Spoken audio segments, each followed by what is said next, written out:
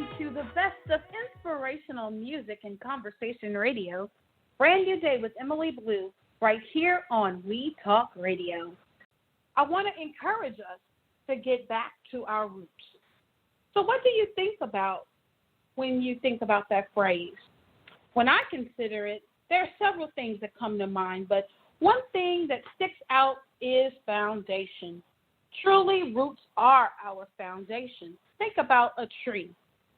The roots are the foundation, and it's what anchors it in times of trouble. A tree's branches go in all different directions, but unmoved. Roots grow deep into the earth and proliferate extensively, seeking the soil and the nutrients needed to grow and remain. We tend to be the same in our lives, trying out new places and new things to see what fits. We need to get back to what makes us strong, and that is our roots. Returning to our roots helps us understand where we began our journey and perhaps remind us who we are. Paul declared, "Are you so foolish? Having begun in the spirit, are you now made perfect by the flesh?" In Galatians 3:3. In essence, Paul was telling the Galatians that we must live by faith. They had been strong in the beginning and had drifted from it. He underscored the importance of going back to their roots, to what they first knew. So here are a few things that would be helpful in returning to our roots. It allows for understanding. It accelerates healing, offers reconciliation, provides contact, offers longevity, affords the opportunity to learn and grow, lets us appreciate the familiar. It grounds us, inspires us, reminds us of our identity, helps us heal after loss, and provides connection and meaning. If you want to read more about these 12 areas of how you can get back to your roots, you can check out all of our social media platforms, and I'll be posting it after the show. Praise in his presence. From Psalm 139, I read, "O Lord, you have examined my heart and know everything about me. You know when I sit down or stand up. You know my thoughts even when I'm far away. You see me when I travel and when I rest at home. You know everything I do. You know what I am going to say even before I say it, Lord. You go before me and follow me. You place your hand of blessing on my head. Such knowledge is too wonderful for me, too great for me to understand. I can never escape from your spirit." We are still in the season of a partial shutdown, and we are in the midst of a health pandemic, a financial pandemic, and a pandemic involving our humanity based on our race. It seems as though everything is hitting us at once. We are hearing things that we have never heard, seeing things we have never seen, and coming into the knowledge of things that we didn't know existed. But there is one consistency that has always been the same and will never change, and that is God and his word. Even in the midst of panic, God's presence changes everything. David continues in Psalm 139, "I can never get away from your presence.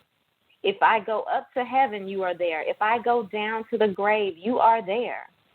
Verse 16 goes on to say, "You saw me before I was born. Every day of my life was recorded in your book. Every moment was laid out before a single day had passed." We serve a God who knows us by our name, who provides for us, who protects us. How many of you can say that even during this time you've kept your job? How many can say you've had a place to stay? How many can say you've had some money in the bank? How many can say you've had food on your table? Things may not be perfect, and we may have not had all those things at one time, but there may be days where we cry more than smile, but your praise can lift you from the valley. Your praise can make you forget about the issues for a moment and focus on Him. Your praise can lift your spirits and help you seek the solution to the problems. Psalm 140, 12 through 13 says, "But I know the Lord will help those that they persecute. He will give justice to the poor. Surely righteous people are praising your name. The godly will live in your presence." Take a moment to praise the Lord this week. Let His presence fill you and meet you where you are. We are so excited to share with you a wonderful person who can masterfully discuss our topic for today, Revive Us Again. Let's welcome minister and recording artist Kyle L. Sanders to the Brand New Day family. Wow! Good evening. Hey, my cousin Emily, how are you? I am doing amazing. Look, I had to be a little informal. I know we're on Radio Land, but Emily is my kinfolk. Oh. Yes, all the way from New Jersey to Texas. Our roots are from Texas, and it's so good to hear my cousin Emily's voice. And thank you so much for having me on the on your show, love. Yes, absolutely. So let's just go ahead and dive right in. I want you to tell the listening audience a little bit about yourself and what you do. So as far as the CD or what I do secondary, as far as either way, whatever you feel, let's share with the listening audience, sir. You can't talk about definitely your music, though. My music. Okay, so I work. Primarily, I work. I'm not one of the ministers that just, I work. I work a real job. So I work for a mortgage company, Freedom Mortgage. Most of my experience is in the mortgage field. But of course, ministry has always been in us, being that my late grandparents, Reverend Dr. Gaines and Mother Gaines, were a pastor and first lady. So we were all reared in the church. And of course, my paternal parents, Deacon Sanders and my grandmother, Pearlie Sanders, all heavily in the church. So ministry was in us, whether we wanted it or not. So, and singing and growing up in a musical and preaching family, so sometimes it's hard to escape any of that. So around 2016, I recorded my first. Honestly, to be honest, I didn't want to record. I don't think I'm a great singer, but I can hold a note. I'm young, and I believe in bridging the gap. I am a young man. I will be 37 in August, and I grew up on that old time type of singing. We always had a wooden floor in our church, so you could hear that from the parking lot. You know what I mean? Cause you could just hear that kind of church rocking. So I like the new stuff. Don't get me wrong. I like the new stuff, but it's something about the old songs. They have a little oil on them, and they